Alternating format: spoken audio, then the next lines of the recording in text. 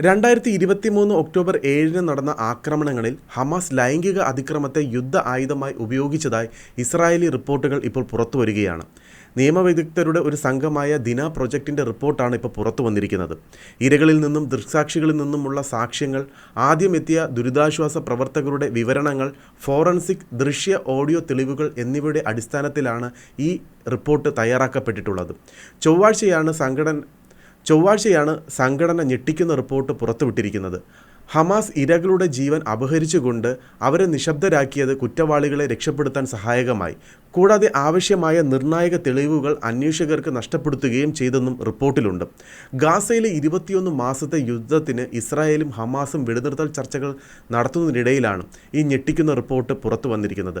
ബലാത്സംഗ ശ്രമം നേരിടേണ്ടി വന്ന ഇര, തിരിച്ചെത്തിയ 15 ബന്ദികൾ, 17 സാക്ഷികൾ തുടങ്ങിയ നിരവധി പേരുടെ വിവരണങ്ങൾ ഇതിൽ ഉൾപ്പെടുന്നു. ചില കേസുകൾ ദിന പ്രൊജക്റ്റ് തന്നെ അഭിമുഖങ്ങൾ നടത്തിയിട്ടുമുണ്ട്. കൂടാതെ ഇസ്രായേലി അന്താരാഷ്ട്ര മാധ്യമങ്ങളിലെ റിപ്പോർട്ടുകൾ ഉദ്ധരിച്ച് 15 മുൻ ബന്ദികൾ ലൈംഗിക അതിക്രമം, നിർബന്ധിത നഗ്നത, വാക്കാലുള്ള ലൈംഗിക പീഡനം, നിർബന്ധിത വിവാഹ ഭീഷണി എന്നിവയുൾപ്പെടെ ഏതെങ്കിലും തരത്തിലുള്ള ലൈംഗിക പീഡനം അനുഭവിച്ചതായോ കണ്ടതായോ പറഞ്ഞതായും റിപ്പോർട്ടിലുണ്ട്.